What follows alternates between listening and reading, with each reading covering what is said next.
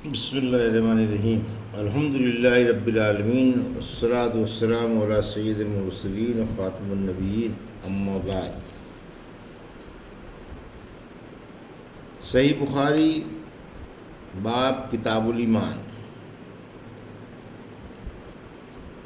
حدیث نمبر 24، اردو ترجمہ۔ شرم و حیا بھی ایمان ہے۔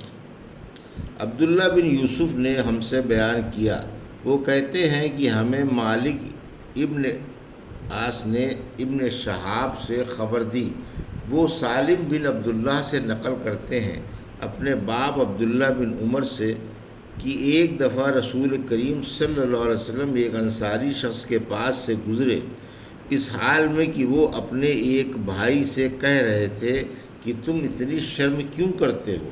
آپ نے اس انصاری سے فرمایا کہ اس کو اس کے حال پر رہنے دو، کیونکہ حیا بھی ایمان ہی کا ایک حصہ ہے۔ حدیث نمبر 25۔ اللہ تعالیٰ کے اس فرمان کی تفسیر میں کہ اگر وہ کافر یعنی اگر وہ توبہ کر لے اور نماز قائم کریں اور زکوٰۃ ادا کریں تو ان کا راستہ چھوڑ دو، یعنی ان سے جنگ نہ کرو۔ اس حدیث کو ہم سے عبداللہ بن محمد مسندی نے بیان کیا، ان سے ابو روح حرمی بن عمارہ نے، ان سے شعبہ نے، وہ واقد بن محمد سے روایت کرتے ہیں۔ وہ کہتے ہیں میں نے یہ حدیث اپنے باپ سے سنی، وہ ابن عمر رضی اللہ عنہ سے روایت کرتے ہیں کہ رسول اللہ صلی اللہ علیہ وسلم نے فرمایا، مجھے اللہ کی طرف سے حکم دیا گیا ہے کہ لوگوں سے جنگ کروں اس وقت تک کہ وہ اس بات کا اقرار کر لیں کہ اللہ کے سوا کوئی معبود نہیں ہے، اور یہ کہ وہ محمد صلی اللہ علیہ وسلم کے سچے رسول ہیں، اور نماز ادا کرنے لگیں اور زکوٰۃ دیں۔ جس وقت وہ یہ کرنے لگیں گے تو مجھ سے اپنے جان و مال کو محفوظ کر لیں گے سوائے اسلام کے حق کے۔ رہا ان کے دل کا حال تو ان کا حساب اللہ کے ذمے ہے۔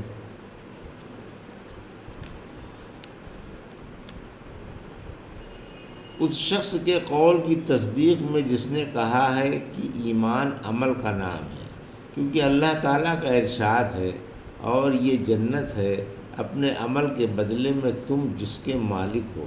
اور بہت سے اہل علم حضرات ارشاد باری فوربک کی تفسیر میں کہتے ہیں کہ یہاں عمل سے مراد لا الہ الا اللہ کہنا ہے، اور اللہ تعالیٰ نے فرمایا ہے کہ عمل کرنے والوں کو اسی جیسا عمل کرنا چاہیے۔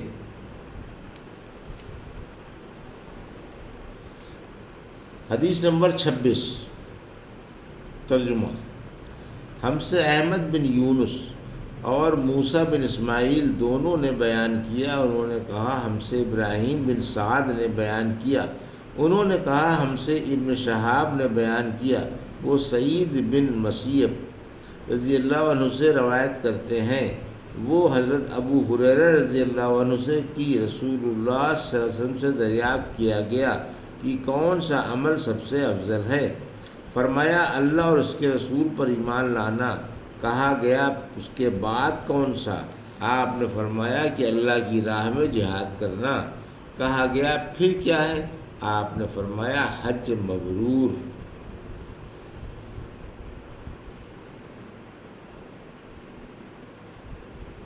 جب حقیقی اسلام پر کوئی نہ ہو بلکہ محض ظاہر طور پر مسلمان بن گیا ہو یا قتل کے خوف سے، تو لغوی حیثیت سے اس پر مسلمان کا اطلاق درست ہے، جیسا کہ ارشاد باری تعالیٰ ہے، قالت الاعراب آمنا قل لم تؤمنوا ولکن قولوا اسلمنا۔ جب دیہاتیوں نے کہا کہ ہم ایمان لے آئے، آپ کہہ دیجئے کہ تم ایمان نہیں لائے بلکہ یہ کہو کہ ظاہر طور پر مسلمان ہو گئے، لیکن اگر ایمان میں حقیقتاً حاصل ہو تو وہ باری تعالیٰ کے ارشاد بے شک دین اللہ کے نزدیک ان الذین عند اللہ الاسلام، بے شک دین اللہ کے نزدیک صرف اسلام ہی ہے کا مصداق ہے۔ آیات شریفہ میں لفظ ایمان اور اسلام ایک ہی معنی میں استعمال کیا گیا ہے۔ حدیث نمبر 27، ترجمہ۔ ہم سے ابو الیمان نے بیان کیا، وہ کہتے ہیں کہ ہمیں شعیب نے زہری سے خبر دی، انہیں عامر بن سعد بن ابی وقاص نے اپنے والد سعد رضی اللہ عنہ سے سن کر یہ خبر دی کہ رسول اللہ صلی اللہ علیہ وسلم نے چند لوگوں کو کچھ عطیہ دیا اور سعد وہاں موجود تھے۔ وہ کہتے ہیں کہ رسول اللہ صلی اللہ علیہ وسلم نے ان میں سے ایک شخص کو کچھ نہ دیا، حالانکہ وہ ان میں مجھے سب سے زیادہ پسند تھا۔ میں نے کہا حضور صلی اللہ علیہ وسلم آپ نے فلاں کو کچھ نہ دیا، حالانکہ میں اسے مومن گمان کرتا ہوں۔ آپ نے فرمایا مومن یا مسلمان؟ میں تھوڑی دیر چپ رہ کر پھر پہلی بات دہرانے لگا۔ حضور صلی اللہ علیہ وسلم نے دوبارہ وہی جواب دیا۔ پھر آپ صلی اللہ علیہ وسلم نے فرمایا کہ اے سعد، باوجود یہ کہ ایک شخص مجھے زیادہ عزیز ہے، پھر بھی میں اسے نظر انداز کر کے کسی اور دوسرے کو اس خوف کی وجہ سے یہ مال دے دیتا ہوں کہ وہ اپنی کمزوری کی وجہ سے اسلام سے پھر جائے اور اللہ اسے آگ میں اوندا ڈال دے۔ اس حدیث کو یونس، صالح، معمر اور زہری کے بھتیجے عبداللہ نے زہری سے روایت کیا ہے۔ سلام پھیلانا بھی اسلام میں داخل ہے۔ عمار نے کہا جس نے 3 چیزوں کو جمع کر لیا اس نے سارا ایمان حاصل کر لیا: اپنے نفس سے انصاف کرنا، سلام کو عالم میں پھیلانا اور تنگ دستی کے باوجود اللہ کی راہ میں خرچ کرنا۔ حدیث نمبر 28، ترجمہ۔ ہم سے قتیبہ نے بیان کیا، انہوں نے کہا ہم سے لیث نے بیان کیا، انہوں نے یزید بن ابی حبیب سے، انہوں نے ابو الخیر سے، انہوں نے عبداللہ بن عمر رضی اللہ عنہ سے کہ ایک آدمی نے رسول اللہ صلی اللہ علیہ وسلم سے پوچھا کون سا اسلام بہتر ہے؟ آپ صلی اللہ علیہ وسلم نے فرمایا کہ تو کھانا کھلائے اور ہر شخص کو سلام کرے، خواہ اس کو تو جانتا ہو یا نہ جانتا ہو۔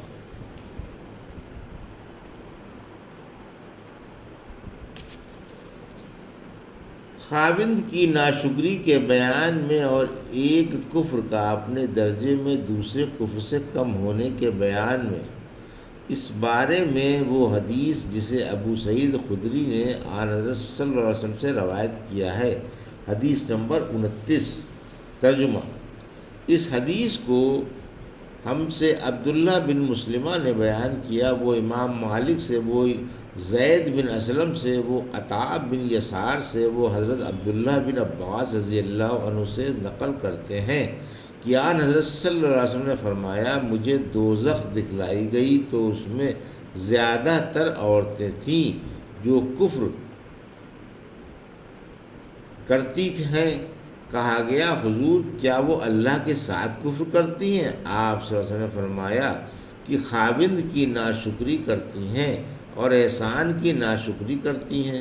اگر تم عمر بھر ان میں سے کسی کے ساتھ احسان کرتے رہو، پھر تمہاری طرف سے کبھی کوئی ان کے خیال میں ناگواری کی بات ہو جائے تو فوراً کہہ اٹھے گی کہ میں نے کبھی بھی تجھ سے کوئی بھلائی نہیں دیکھی۔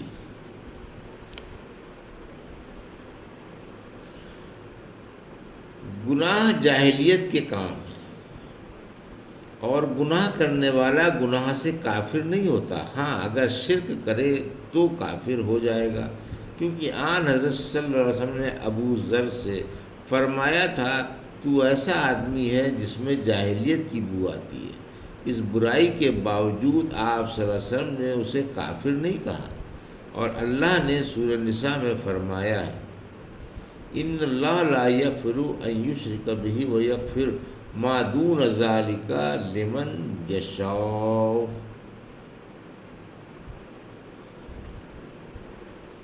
بے شک اللہ شرک کو نہیں بخشے گا اور اس کے علاوہ جس گناہ کو چاہے وہ بخش دے۔ اسی طرح سورہ حجرات میں فرمایا وَإِن طَائِفَتَانِ مِنَ الْمُؤْمِنِينَ اقْتَتَلُوا فَأَصْلِحُوا بَيْنَهُمَا، اور اگر ایمانداروں کے دو گروہ آپس میں لڑ پڑیں تو ان میں صلح کرا دو۔ اس آیت میں اللہ نے اس گناہ کبیرہ قتل و غارت کے باوجود ان لڑنے والوں کو مومن ہی کہا ہے۔ حدیث نمبر 30 ترجمہ: ہم سے بیان کیا عبد الرحمن بن مبارک نے، کہا ہم سے بیان کیا حماد بن زید نے، کہا ہم سے بیان کیا ایوب اور یونس نے، انہوں نے حسن سے، انہوں نے احنف بن قیس سے کہا کہ میں اس شخص حضرت علی رضی اللہ تعالیٰ کی مدد کرنے کو چلا، راستے میں مجھ کو ابو بکر ملے، پوچھا کہاں جاتے ہو؟ میں نے کہا اس شخص حضرت علی کی مدد کرنے کو جاتا ہوں۔ ابو بکر نے کہا اپنے گھر کو لوٹ جاؤ، میں نے آن حضرت صلی اللہ علیہ وسلم سے سنا ہے، آپ فرماتے تھے جب دو مسلمان اپنی اپنی تلواریں لے کر بھڑ جائیں تو قاتل اور مقتول دونوں دوزخی ہیں۔ میں نے عرض کیا یا رسول اللہ صلی اللہ علیہ وسلم، قاتل تو خیر ضرور دوزخی ہونا چاہیے، مقتول کیوں؟ فرمایا وہ بھی اپنے ساتھی کو مار ڈالنے کی حرص رکھتا تھا، موقع پاتا تو وہ اسے ضرور قتل کر دیتا، دل کے عزم سمیم پر وہ دوزخی ہوا۔ حدیث نمبر 31 ترجمہ: ہم سے سلیمان بن حرب نے بیان کیا، کہا ہم سے شعبہ نے بیان کیا، انہوں نے اسے واصل احدب سے، انہوں نے معرور بن سوید سے کہا میں ابو ذر سے ربض میں ملا، وہ ایک جوڑا پہنے ہوئے تھے اور ان کا غلام بھی جوڑا پہنے ہوئے تھا۔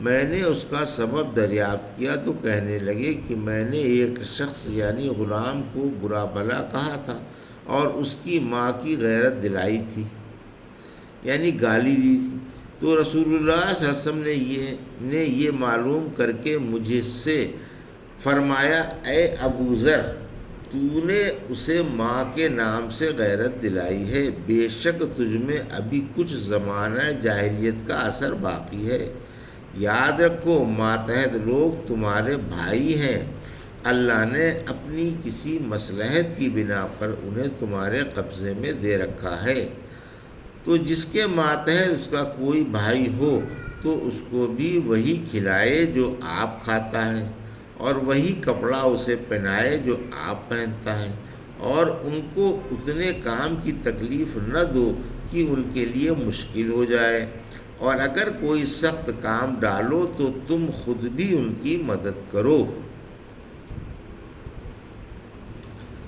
یہ تھی صحیح بخاری کتاب الایمان کی حدیث نمبر 24 سے 31 تک کا اردو ترجمہ جو ابھی آپ نے سماعت فرمایا۔ اللہ سے دعا ہے کہ اللہ ہم کو اور سننے والوں کو اس کی صحیح سمجھ عطا فرمائے اور اس پر زندگی گزارنے کی توفیق عطا فرمائے، آمین یا رب العالمین۔